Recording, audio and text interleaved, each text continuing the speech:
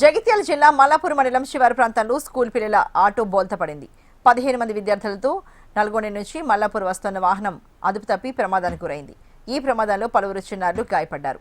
సమాచారాన్ని అందుకున్న పోలీసులు వారి వాహనాల్లో చిన్నారులను స్థానిక ఆసుపత్రికి తరలించారు.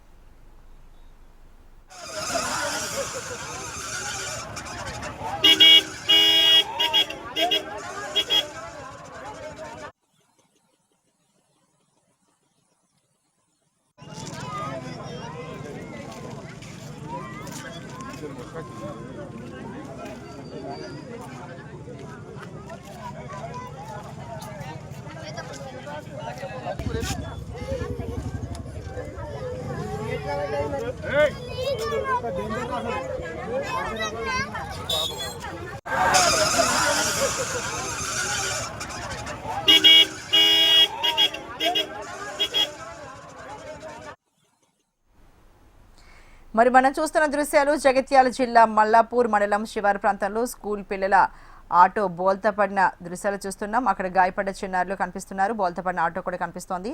మరి ఇదే ఇష్యూకి సంబంధించి మరింత తాజా సమాచారాన్ని మా ప్రతినిధి గోపాలకృష్ణ అడిగి తెలుసుకుందాం. గోపాలకృష్ణ, మరి వాల్గొండ నుంచి మల్లాపూర్ వెళ్తుండగా ఈ స్కూల్ పిల్లలతో వెళ్తున్న ఆటో బోల్తపడినట్లుగా తెలుస్తుంది కదా. మరి 15 మంది పిల్లలకు తీవ్రంగా అయ్యాయి అంటున్నారు.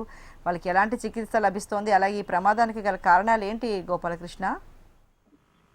అక్కడ ఉన్నటువంటి మలుపుతో పాటుగా అధిక వేగం కూడా కారణంగా అని చెప్పవచ్చు ప్రమాదానికి. మొత్తంగా పిల్లలు 15 మంది గాయపడ్డారు. వాళ్ళని హుటాహుటిన పోలీసులు వారి వాహనంలోనే ఆసుపత్రికి తరలించారు. 15 మంది పరిస్థితి కూడా ప్రస్తుతం స్థిమితంగా ఉందని చెప్పుకోవచ్చు. ఎవరు కూడా ప్రాణహాని లాంటి ఇబ్బందులు అయితే ఏం లేవు. అదృష్టవశాత్తు అందరూ కూడా చిన్న చిన్న గాయాలతో బయటపడ్డారని చెప్పుకోవచ్చు. మొత్తం 15 మంది విద్యార్థులు తమ స్కూల్కి వెళ్లేందుకు వాల్గొండ నుంచి మల్లాపూర్ వరకు వివిధ గ్రామాలకు సంబంధించినటువంటి పిల్లల్ని తీసుకొని వెళ్తుండగా ఈ ప్రమాదం జరిగింది. అక్కడ ఉన్నటువంటి పోలీసులు తమ వాహనంలో ఆసుపత్రికి వెంటనే తీసుకెళ్లడం అనేది పెద్ద ప్రమాదాన్ని కలిగించిందని చెప్పుకోవచ్చు.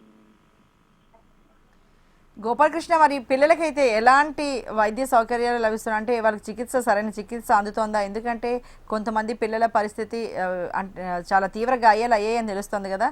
మరి దానికి తగ్గట్టుగా వైద్య చికిత్స లభిస్తోందా పిల్లలందరికీ? ఖచ్చితంగా పిల్లలందరూ కూడా పూర్తిగా కోలుకున్నారని చెప్పుకోవచ్చు.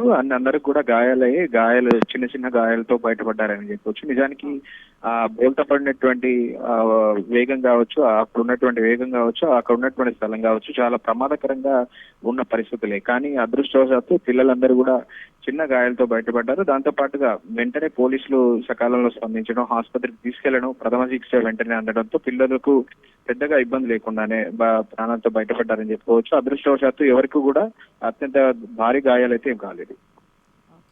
Right, thank you so much Gopalakrishna.